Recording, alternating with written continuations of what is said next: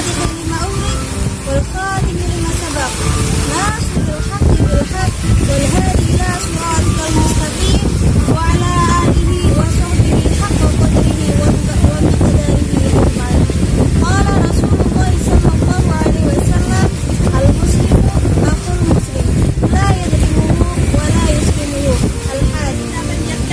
Kita kepada Allah Subhanahu wa taala dengan ucapan alhamdulillahirabbil alamin atas segala nikmat yang sangat luar biasa, yaitu nikmat Islam, nikmat iman, nikmat menjadi umat Nabi Muhammad sallallahu alaihi wasallam, serta kita diberi kesehatan dan kekuatan untuk menjalankan puasa di bulan Ramadan sampai pada penghujung Ramadan tahun ini, di mana bulan Ramadan adalah bulan yang dikhususkan untuk umat Nabi Muhammad sallallahu alaihi wasallam.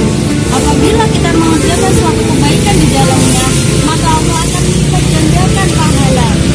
Sahabat anak soleh yang dirahmati oleh Allah, dalam hadis anak soleh yang setiap hari kita baca, Rasulullah sallallahu alaihi wasallam bersabda, al-muslimu akhul muslim. Setiap muslim adalah saudara bagi muslim yang lain.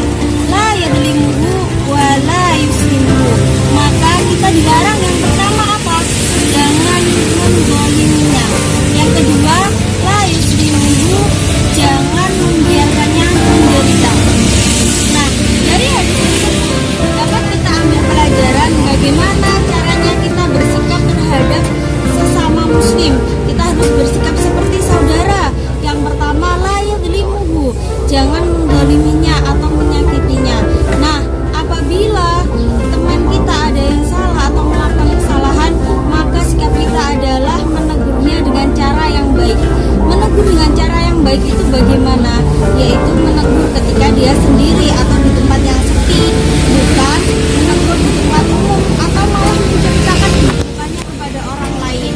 Dan juga kita tidak menyakitinya dengan perkataan-perkataan kita, seperti kita berkata kasar, kita membentak, atau tidak mengatakan sesuatu yang bisa menyakiti hatinya, seperti mencela tentang kekurangan fisiknya atau mencela keluarganya, membuli dengan fisiknya, seperti itu. Yang kedua, la yuslimuhu, jangan membiarkannya menderita.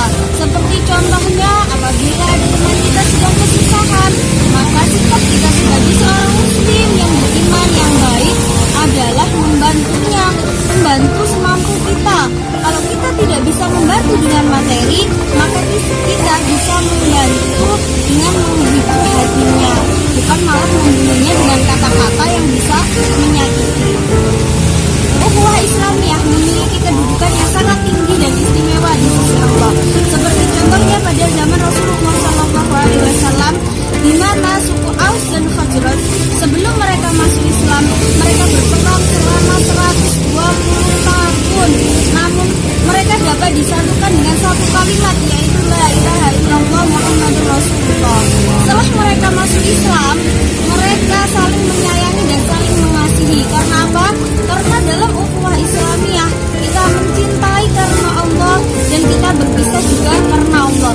Kita saling berjalan bersama-sama, saling mengingatkan untuk selalu melakukan kebaikan yang bisa mendekatkan diri kita kepada Allah Subhanahu wa taala. Nah, bagaimana apabila ada saudara sesama muslim kita sedang bertengkar? Allah Subhanahu wa taala menjawab dalam surat Al-Hujurat ayat 10, innamal mu'minuna ikhwatun fa aslihu baina akhawaykum wattaqullaha la'allakum turhamun. Yang artinya, hai orang-orang yang beriman, damaikanlah di antara kamu, takutlah kepada Allah agar kamu menjadi orang yang mendapatkan rahmat. Nah, sahabat anak soleh yang dirahmati oleh Allah, apabila kita menemui teman kita sedang berselisih, maka sikap kita adalah mendamaikan. Kita melakukan hal-hal yang bisa mempereratkan kembali tali persaudaraan di antara mereka. Jangan malah kita menambahi kalimat-kalimat yang bisa menyebabkan perselisihan atau permusuhan di antaranya. Janganlah kita mengucapkan kalimat-kalimat yang nanti malah menambah permusuhan di antara keduanya. Kita harus berusaha bagaimana saudara kita itu bisa kembali bersatu, bukan mendukung salah satunya. Nah, dalam surat Az-Zukhruf Allah menjelaskan al-akhillau yauma idzin ba'duhum li ba'din aduwwun illa al-muttaqin. Nanti di hari kiamat setiap pertemanan atau persahabatan itu bisa saling bermusuhan, illal muttaqin, kecuali persahabatan atau pertemanan itu karena atas dasar takwa. Pertemanan yang bagaimana yang seperti itu? Yaitu pertemanan yang selalu mengajak dalam kebaikan, pertemanan yang mengingatkan untuk mendekat kepada Allah. Mereka mencintai karena Allah, mereka bersama karena Allah, dan mereka berpisah karena Allah. Contohnya, ketika kita mengajak teman kita untuk sholat berjamaah bersama, mengajak untuk tilawah bersama, bukan hanya ketika nge-game bersama. Nah, teman yang atas dasar takwa itu tidak berteman karena duniawi, bukan karena hartanya, bukan karena kepintarannya, bukan karena hobi atau kegemaran yang sama, tapi karena bersama-sama ingin agar surga Allah itu dekat dengan kita. Contohnya lagi, apabila kita mempunyai seorang teman yang memiliki sikap yang kurang baik, dia suka membuli, dia suka mencela, bahkan sampai minum-minuman yang haram, kewajiban kita sebagai seorang muslim adalah menasehatinya dengan baik. Apabila kita sudah menasehatinya dengan baik, tapi dia masih tidak mau berubah, dan kita khawatir kalau nanti kita berteman dengan dia terus-menerus kita akan mengikutinya, maka sebaiknya kita menjauhi dengan sedikit demi sedikit, tapi tetap harus mendoakannya. Karena anak soleh dimanapun berada, mari kita bermuhasabah diri di akhir penghujung Ramadan ini. Apakah selama ini kita sudah melakukan sikap ukhuwah Islamiyah dengan baik, atau kita berteman hanya untuk bersenang-senang saja, hanya berteman dengan orang-orang yang kaya saja? Apakah kita berteman hanya untuk kepentingan diri sendiri saja? Maka mulailah dari sekarang kita berteman untuk saling mengingatkan dalam kebaikan, untuk saling mengingatkan agar kita lebih dekat lagi dengan Allah Subhanahu wa Ta'ala.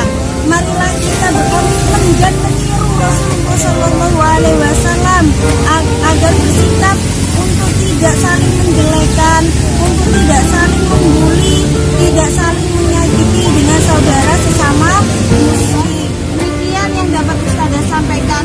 Sebentar lagi kita memasuki bulan Syawal, di mana dalam kebiasaan orang Indonesia kita biasanya bersilaturahmi dari rumah ke rumah.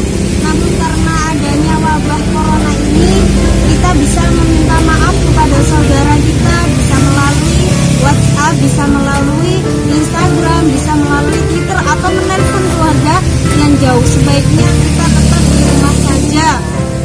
Semoga apa yang Ustazah sampaikan bermanfaat. Ustazah mewakili dari keluarga besar SD Muhammadiyah 2 mengucapkan taqabbalallahu minna wa minkum taqabbal ya karim. Semoga amalan ibadah kita di bulan Ramadan ini diterima oleh Allah Subhanahu wa Ta'ala. Apabila ada kata-kata yang salah, mohon dimaafkan. Wastabiqul khairat. Wassalamualaikum